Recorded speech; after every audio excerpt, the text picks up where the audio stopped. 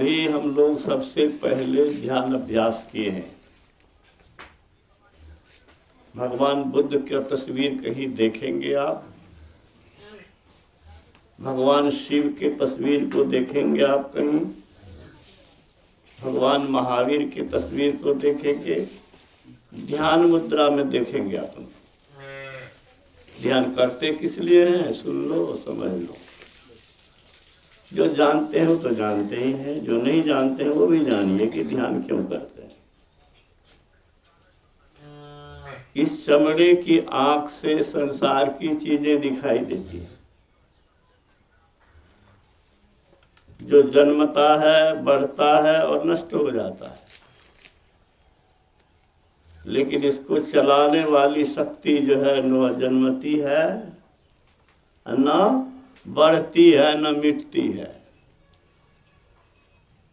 उसी को आत्मा कहते हैं, उसी को परमात्मा कहते हैं। वह सब में है, सृष्टि के कण कण में रमता है, इसलिए उसका नाम राम है। क्यों है उसका नाम राम? सब में रमता है, कण कण में रमता है, इसलिए उसका नाम है राम। राम दशरथ का बेटा ही नहीं है, दशरथ का बेटा बन के तो बाद में आया, पहले वो राम थे। तो जो कण कण में रमता है, जो जन्मता नहीं, मरता नहीं, मिटता नहीं, बदलता नहीं, वही राम है। और वही कल्याणकारी है। क्या है? कल्याणकारी है। संसार किसी से किसी का कल्याण हुआ है? दुख से छूट गया है क्या? सुन लो जे बच्ची लोग, तू लोग भी ध्यान से सुनो। राजा बनो कि रानी बनो कि प्रधानमंत्री बनो कि कलेक्टर साहिबा बन जाओ, दुखों से छूट सकेगी? कोई छूटा है क्या?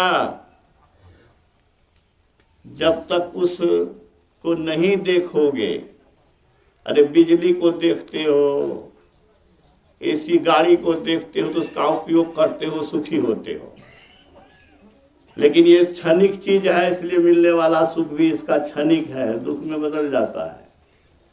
जो बदलता नहीं है वो आत्मा है। उस आत्मा को देखने के लिए, उसका ज्ञान प्राप्त करने के लिए, उसका उपयोग करने के लिए, उससे लाभ लेने के लिए ध्यान जरूरी है। समझ में आ रहा है? क्यों ध्यान करते हैं? जो दिखता नहीं है वो मरता नहीं, मिटता नहीं, बदलता नहीं, इसलिए उससे होने वाला सुख भी ऐसा ही है कि जो बदलेगा नहीं, वो अस्थायी सुख होगा।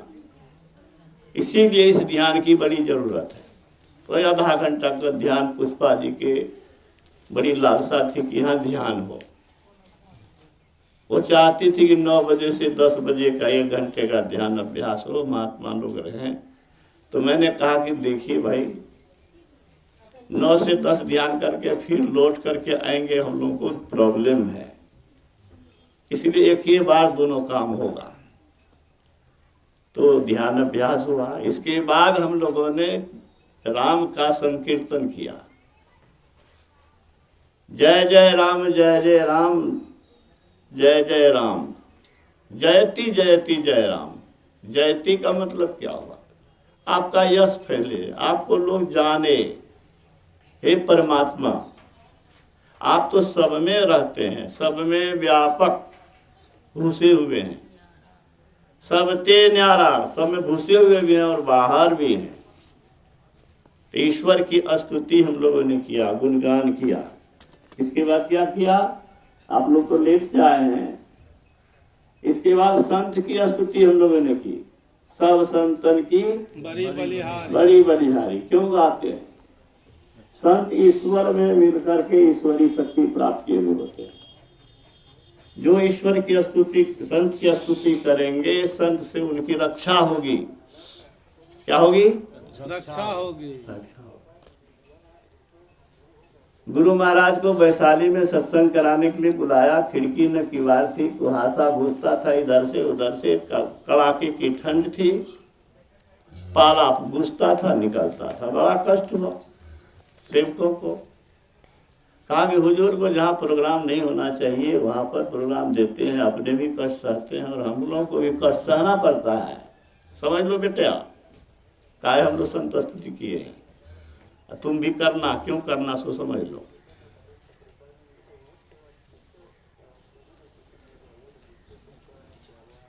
तो सेवक हरि ने उनके राम लगन बाबा ने कहा, क्या कहा जी? हुजूर को जहाँ भी सत्संग नहीं करना चाहिए वहाँ भी समय दे देते हैं और अपने भी कर सकते हैं, हम लोग को भी हाँ, कर अपने भी कष्ट सहते हैं, हम लोगों को भी कष्ट सहना पड़ता है। अब देखिए इस बालू होकर के हम लोग को आना पड़ा। तब कुछ हमारे साथी लोग बोल रहे थे, हाँ, हमारे संजीव जी बोल रहे थे, एक जगह सर जी गए थे पलंग भर लिए, तो पलंग ओढ़ना पड़ा था, तो हम लोग तो बालुए में चले हैं, तो क्या होगा। तो सेवक लोग कह दिया कि हुजूर जहाँ प्रोग्राम नहीं देना चाहिए वहाँ भी देते हैं। गुरु महाराज दुखी हो करके बोले, संदीप जी गौर से सुनिएगा, आपके यहाँ सत्संग करने आए हैं, काय करने आए हैं सो सुन लीजिए। आने वाले को बैठाइएगा, आदर कीजिए, लेकिन आप भी गौर से सुनिए। क्या कहा तुम? नहीं जानते हो संत हम लोग की रक्षा करते हैं। हाँ, तो गुरु महाराज ने दुखी हो करके बोले, तुम नहीं जानते हो संत हमारी रक्षा करते हैं। पहली बार जब हम पढ़े सुने तो हमको आश्चर्य हुआ कि संत कैसे रक्षा करते, हमको भी मन में हुआ कि देखे क्या जवाब दिया है। तो भगीरथ बाबा ने कहा कि हुजूर कैसे संत हमारी रक्षा करते हैं, वो तो ईश्वर में मिल के अमर हो गए, मिल के एक में एक हो गए, तो फिर हमारी रक्षा कैसे करते हैं। हम लोग को भी कोई पूछे तो दादा चले गए, नाना चले गए, नानी चली गई, तब हम लोग को कहाँ से कुछ देगी लेगी करेगी।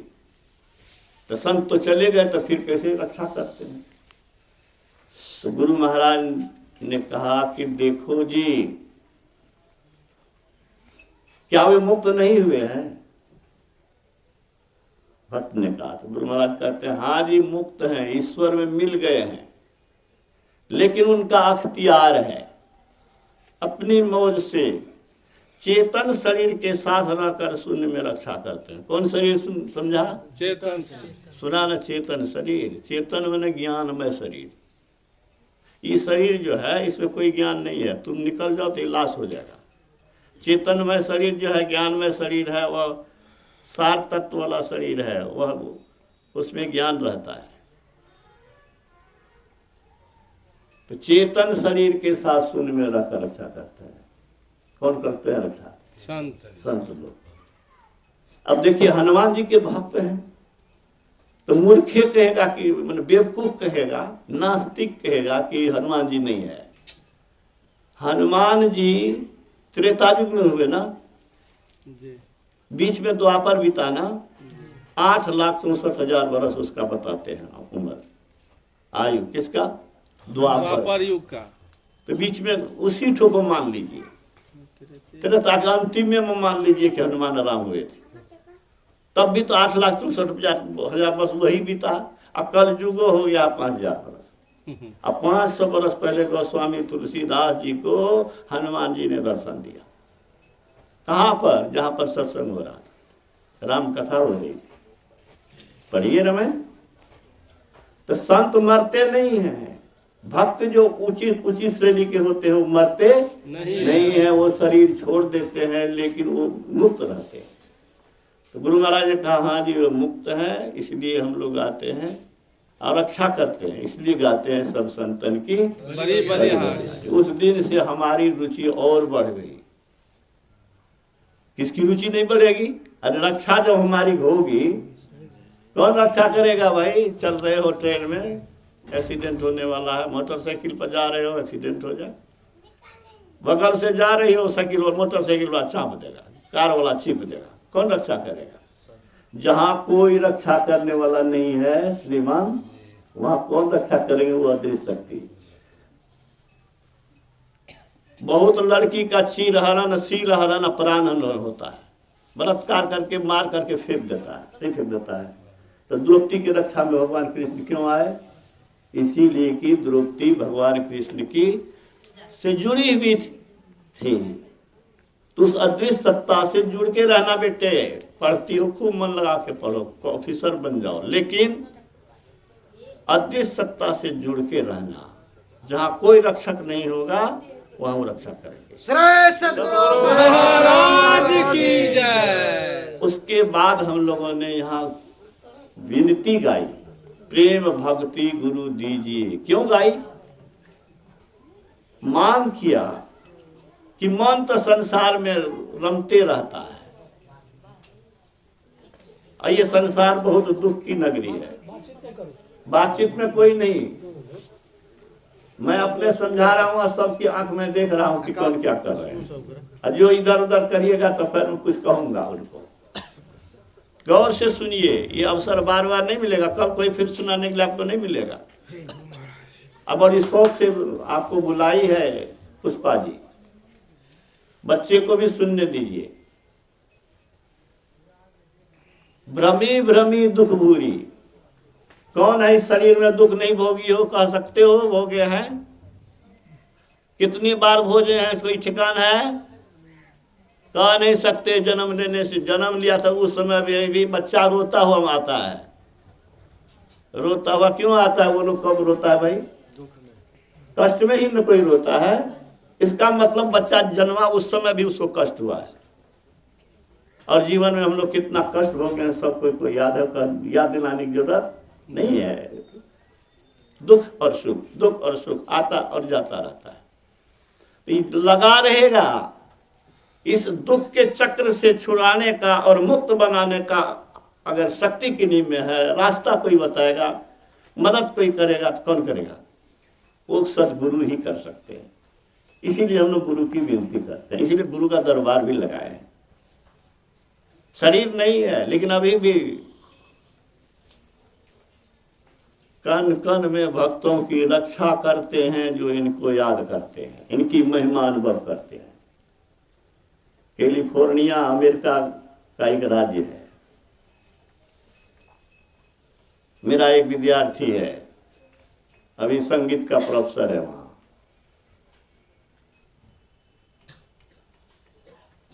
बड़ी लाचारी से पढ़ा है। दिल्ली में फुटपाथ पर सोया है, पार्क में सोया है, ट्यूशन पढ़ा के खाया है, और अभी करोड़ में मकान बेचता है, 2 करोड़ 4 करोड़ में खरीदता है। बीघा का प्लॉट का कैंपस है। उसने बड़े शौक से खरगोश पाला, उसको बीमारी हो गई, बहुत इलाज किया, वो ठीक नहीं हो रहा था। अंतिम में कितनों इलाज किया, दर्द बढ़ता ही गया, उसकी हालत बिगड़ती ही गई। अंतिम रात में क्या हुआ, देखा कि फक फक कर रहा है, अभी जाने ही वाला है। निराश होकर के सोचा कि अब तो ये जाने ही वाला है।